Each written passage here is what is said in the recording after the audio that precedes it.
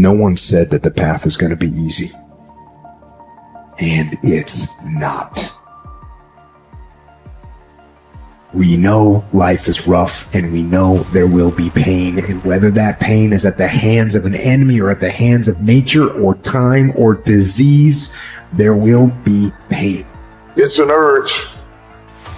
Truth be told, every champion has felt it. Every president has felt it. Every king has felt it. Every lion has felt it. Every winner has felt it. Every soldier has felt it. Every victorious person has felt it. The urge to quit. Often when people are embittered and resentful and feel like they're victims, it's because really awful things have happened to them. Now, not always, but often. And so then the question is, well, if you're in a situation and something really awful is happened to you or has happened to you, then, well, why shouldn't you feel like a victim? And is there a better alternative? Thousands have come before you and they did just fine. So quit your complaining. And it's not because you have nothing to complain about. That's not the case. It's that that's not the right approach. The fact is, and this is such an optimistic fact, as well as a judgment in some sense, the fact is that if someone else can do it, so can you. And that's something, right? If you're reading about the great heroes in history, people who are in these terrible situations, and you see someone rise to the occasion, and then you can say, well, that was a person who did that, and I'm a person, and so maybe I have that capacity too, even though I don't know how to approach it.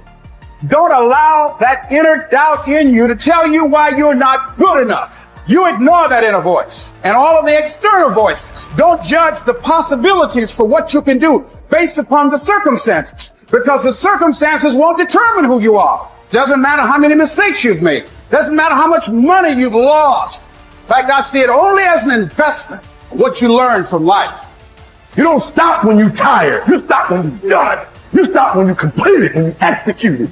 This way you start separating the successful from the unsuccessful. Just because it says trial on the package, or tribulation on the package, or pain on the package, it don't mean it ain't a blessing inside, and most of you turn around when you see pain. But those of us who have the right perspective, we approach it when it say pain. When we see trial, tribulation, we don't give up or give in. We know the blessing is on the inside. We don't give up. We don't surrender. We don't quit. We see differently. Our perspective is different. And because our perspective is different, our outcomes are different. Our rewards are different. If you haven't learned something from periods of suffering, if you haven't wrung the juices of your own pain and drank them, for your own nourishment, you have wasted your experience and missed the chance to expand capacity for being stronger the next time that these seasons arrive at your door. My mental outcomes were a consequence of my habits, and my habits were a consequence of my choices. It is true that character is to some extent innate.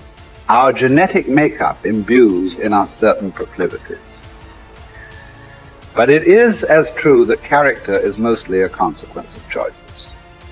We all make them, and we should make them deliberately with the knowledge that these choices are part of our responsibility toward a purpose other than our own selfish aim. That responsibility is to your family, friends, community, and country. You have purpose in this life. God has you here for a reason.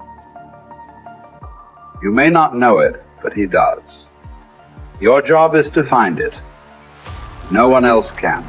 You need to understand that your purpose may be great in the eyes of the world, or it may be commonplace and seemingly small. Your purpose might be your family, your children. Your purpose might be tutoring a child and changing their life. Your purpose might be the business you started. Your purpose might be cleaning up your block. Your purpose might be in the help you give others. Your purpose might be in the example you set. Only you and God know. Only you and God need to know. Search until you find it. And until then, act as if you have it, because you're wasting time otherwise. There's something in you that wouldn't allow you to stop. Dr. Howard Thurman, he said there's something in each and every one of you that waits and listens to the voice of the genuine in yourself.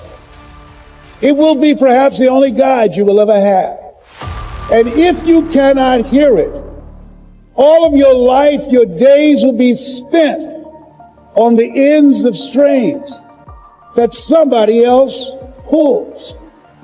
And I say to you, the reason you showed up, even though you couldn't afford to be here, the reason you drove hundreds of miles, flew around the world, there's something in you, in your heart of hearts, that said, I'm not going to let anybody pull my strings. It said, I'm going to control my own personal economy. It said, I've got a dream I want to achieve. I want my children to have a choice of the kind of education that they want. That said, I am the captain of my ship. That said, I'm going to control my destiny. And whatever it takes, I'm willing to do the work.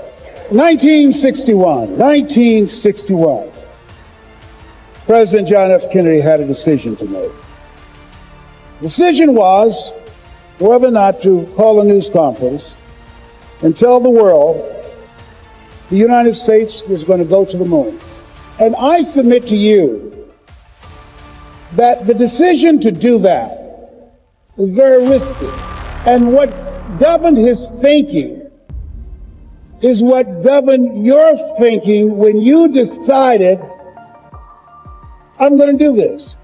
See, the technology did not exist. The answer of what will it take did not exist. No one had ever done it before. But he made a decision. He looked at Werner von Braun, the most brilliant scientist of that day. And he said, Werner, what will it take for us to go to the moon? And he spoke 5 words. And those 5 words, I think, is what governs most entrepreneurs. Those 5 words, I think, is what give people like you the courage to pursue their dreams. Those 5 words is what I think people who are pioneers, people who are breaking new ground, make decisions on. He said, what will it take for us to go to the moon? And the response was, the will to do it.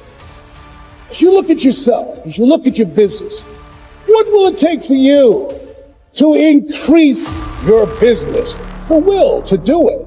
What will it take for you to become more powerful in your presentation skills and be able to increase the number of people, to quadruple your business? The will to do it. What will it take for you when others are quitting because of the rejections, when others are stopping because they just become so discouraged and they have creditors breathing down their neck and they have family members and friends telling them they're a fool? What is it that will allow you to have the mental resiliency to keep on keeping on, to keep your commitment to your commitment? The will to do it. Every time I say it and ask you a question, I want you to say, the will to do it. What will it take for you to build your business? What will it take for you to increase your recruiting?